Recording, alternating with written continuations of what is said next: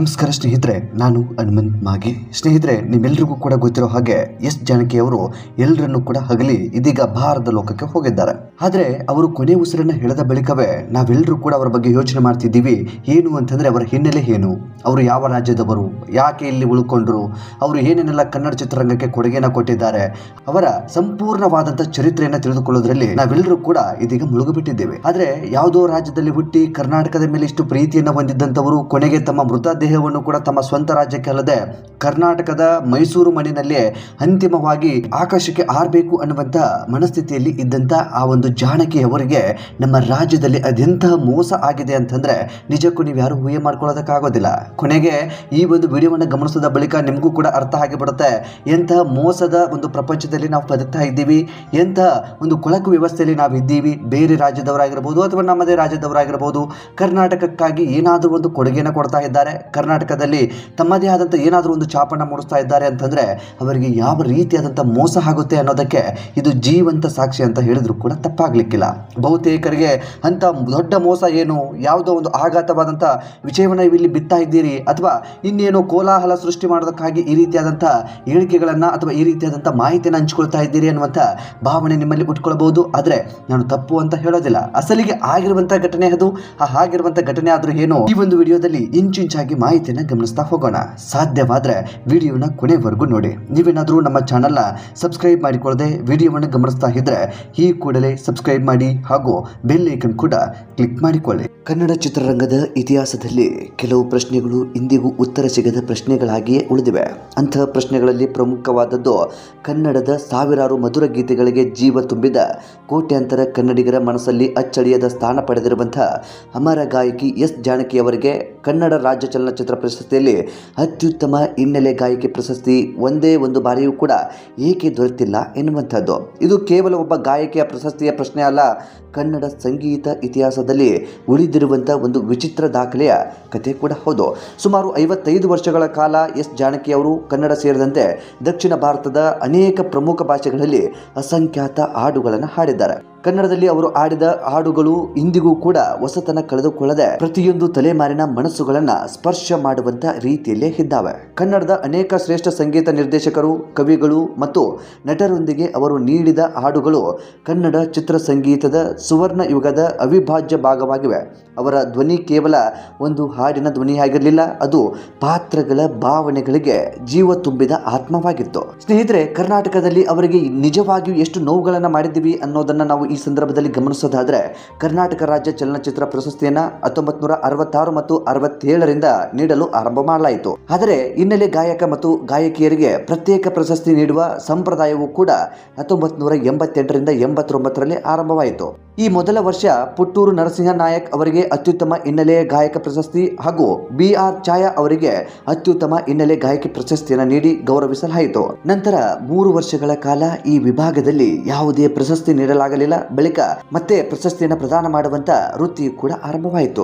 ಅಲ್ಲಿಂದ ಇಂದಿನವರೆಗೆ ಅನೇಕ ಪ್ರತಿಭಾವಂತ ಗಾಯಕರು ಹಾಗೂ ಗಾಯಕಿಯರು ಈ ಗೌರವವನ್ನು ಪಡೆದುಕೊಂಡಿದ್ದಾರೆ. ವಿಶೇಷವಾಗಿ ಗಮನಿಸಬೇಕಾದ ಸಂಗತಿ ಏನು ಅಂತಂದ್ರೆ ಅತ್ಯುತ್ತಮ ಹಿನ್ನೆಲೆ ಗಾಯಕಿ ವಿಭಾಗದಲ್ಲಿ ಮಲಯಾಳಂನ KS ಚಿತ್ರ ಅವರಿಗೆ 2 ಬಾರಿ, ತಮಿಳುನಾಡಿನ ಅನುರಾಧ ಶ್ರೀರಾಮ್ ಅವರಿಗೆ 1 ಬಾರಿ ಮತ್ತು MS ಶೀಲಾ ಅವರಿಗೆ ಪ್ರಶಸ್ತಿ ದೊರಕಿದೆ. ಗಾಯಕ ವಿಭಾಗದಲ್ಲಿ SP ಬಾಲಸುಬ್ರಹ್ಮಣ್ಯ ಅವರಿಗೆ 3 ಬಾರಿ ಈ ಪ್ರಶಸ್ತಿಯನ್ನು ನೀಡಿ ಗೌರವಿಸಲಾಗಿದೆ. ಇವರನ್ನು ಹೊರತುಪಡಿಸಿದರೆ ಹೆಚ್ಚಿನ ಪ್ರಶಸ್ತಿಗಳು ಕನ್ನಡದ ಗಾಯಕರಿಗೆ ಲಭಿಸಿವೆ. ಸ್ಥಳೀಯ ಪ್ರತಿಭೆಗಳನ್ನು ಪ್ರೋತ್ಸಾಹಿಸುವಂತಹ ಉದ್ದೇಶವನ್ನು ಇಲ್ಲಿ ಯಾರು ಕೂಡ ಪ್ರಶ್ನೆ ಮಾಡ್ತಾ ಇಲ್ಲ. ಜೊತೆಗೆ ಕನ್ನಡದ ಕಲಾವಿದರಿಗೆ ಆದ್ಯತೆಯನ್ನು ನೀಡಬೇಕು, ಕನ್ನಡದ ಕಲಾವಿದರಿಗೆ ಸಪೋರ್ಟ್ ಕೂಡ ಮಾಡಬೇಕು, ಅದನ್ನು ನಾವು ಇಲ್ಲಿ ಪ್ರಶ್ನೆ ಕೂಡ ಮಾಡ್ತಾ ಇಲ್ಲ. ಅದು ಸಂತೋಷದ ವಿಚಾರವೂ ಕೂಡ ಆಗಿದೆ. ಆದರೆ ಇದೇ ಅವಧಿಯಲ್ಲಿ ಅನೇಕ ಅಮರ ಗೀತೆಗಳನ್ನು ಆಡಿದ ಎಸ್ ಜಾನಕಿ ಅವರಿಗೆ ಒಂದೇ ಒಂದು ಬಾರಿಯೂ ಕೂಡ ಅತ್ಯುತ್ತಮ ಹಿನ್ನೆಲೆ ಗಾಯಕಿ ಪ್ರಶಸ್ತಿ ದೊರೆಯದೆ ಉಳಿದಿರುವಂಥದ್ದು ಅಚ್ಚರಿಯ ಸಂಗತಿ ಆಗಿದೆ. ಇದೊಂದು ದೊಡ್ಡ ನೋವಿನ ಸಂಗತಿ ಅಂತಾನೆ ಹೇಳಬಹುದು. ಅನೇಕರಿಗೆ ಬೇರೆ ಬೇರೆ ರೀತಿಯಾದಂತಹ ಪ್ರಶಸ್ತಿಗಳನ್ನು ನೀಡಿದ್ದೇವೆ.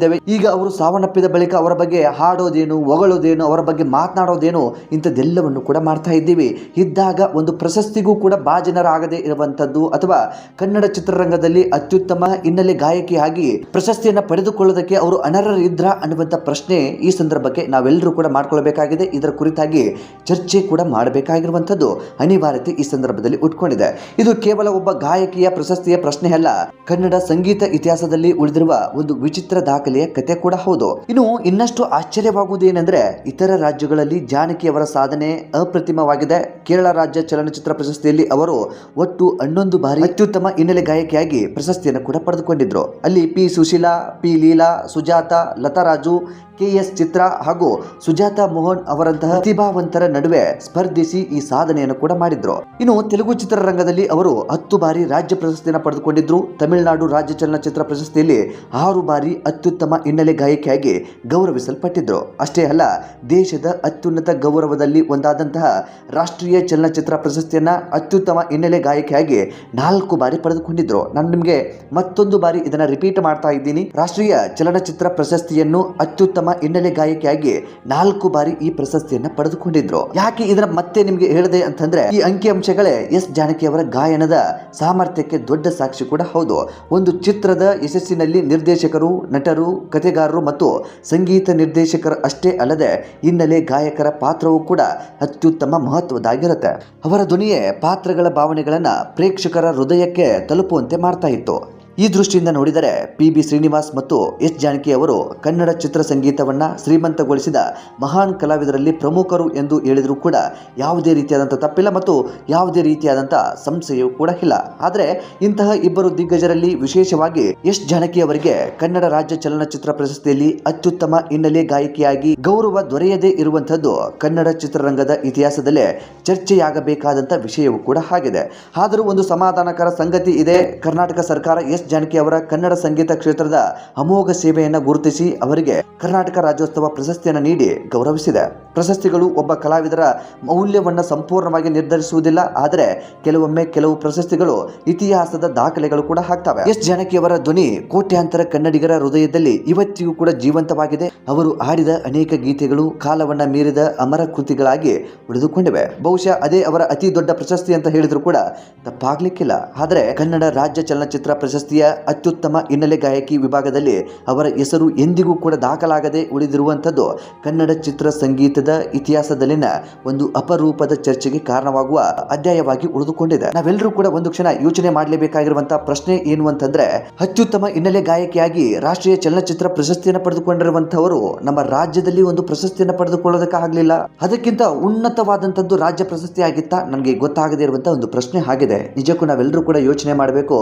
ಅವರು ಸಾವನ್ನಪ್ಪಿದ ಬಳಿಕ ಹಾಗೆ ಹೀಗೆ ಅಂತೇಳಿ ಮಾತನಾಡ್ತಾ ಇದ್ದೀವಿ. ಆದರೆ ನಮ್ಮ ಚಿತ್ರರಂಗದಲ್ಲಿ ಹಿನ್ನೆಲೆ ಗಾಯಕಿಯಾಗಿ ನಿಜಕ್ಕೂ ಕಾರ್ಯವನ್ನ ಮಾಡಿರುವಂತ ಅವರಿಗೆ ನಾವು ಎಷ್ಟು ಮೋಸವನ್ನ ಮಾಡಿದ್ವಿ, ಎಷ್ಟು ಅವರಿಗೆ ದ್ರೋಹವನ್ನ ಬಗೆದಿದ್ದೀವಿ ಅನ್ನುವಂಥದ್ದು ಇಲ್ಲಿ ಮೇಲ್ನೋಟಕ್ಕೆ ನಾವೆಲ್ಲರೂ ಕೂಡ ಅರ್ಥ ಮಾಡಿಕೊಳ್ಳಬೇಕಾಗಿದೆ. ನಾನು ಯಾವುದೋ ಒಂದು ಗಾಸಿಪ್ ಅನ್ನ ಹುಟ್ಟಾಕಬೇಕು ಅನ್ನೋ ಕಾರಣಕ್ಕೆ ಈ ಒಂದು ಮಾತನ್ನ ಹೇಳ್ತಾ ಇಲ್ಲ ಅಥವಾ ಈ ಒಂದು ವಿಡಿಯೋನ ನಿಮ್ಮ ಮುಂದೆ ಹೇಳ್ತಾ ಇಲ್ಲ. ಬದಲಿಗೆ ಅಸಲಿಗೆ ಏನೇನೆಲ್ಲ ನಡೆದು ಹೋಗಿತ್ತು ಅನ್ನೋದರ ಕುರಿತಾಗಿ ನಿಮ್ಮ ಮುಂದೆ ವಿವರವನ್ನ ಇಟ್ಟಿದ್ದೇನೆ. ಇದನ್ನ ನೀವು ಹೇಗೆ ತೆಗೆದುಕೊಳ್ತೀರೋ ಇದು ನಿಮ್ಮ ವಿಚಾರಕ್ಕೆ, ನಿಮ್ಮ ತರಕಕ್ಕೆ ಬಿಟ್ಟಿರುವಂತಹದ್ದು. ಸ್ನೇಹಿತರೆ, ಈ ಕುರಿತಾಗಿ ನಿಮ್ಮ ಅನಿಸಿಕೆ ಏನು ಎಂಬುದನ್ನ ಕಾಮೆಂಟ್ ಬಾಕ್ಸ್ ಅಲ್ಲಿ ಮೆನ್ಷನ್ ಮಾಡಿ. ಸಾಧ್ಯವಾದ್ರೆ ಈ ವಿಡಿಯೋನ ನಿಮ್ಮ ಸ್ನೇಹಿತರಿಗಾಗಿರಬಹುದು, ಕುಟುಂಬದವರಿಗಾಗಿರಬಹುದು ಈ ಕೂಡಲೇ ಶೇರ್ ಮಾಡಿ. ಚಾನೆಲ್ನ ಸಬ್ಸ್ಕ್ರೈಬ್ ಮಾಡಿಕೊಳ್ಳದೆ ವಿಡಿಯೋವನ್ನು ಗಮನಿಸಿದ್ರೆ ಈ ಕೂಡಲೇ ಸಬ್ಸ್ಕ್ರೈಬ್ ಮಾಡಿ ಹಾಗೂ ಬೆಲ್ ಐಕನ್ ಕೂಡ ಕ್ಲಿಕ್ ಮಾಡಿಕೊಳ್ಳಿ. ಮತ್ತೆ ಮುಂದಿನ ವಿಡಿಯೋದಲ್ಲಿ ಸಿಗೋಣ. ನಮಸ್ಕಾರ.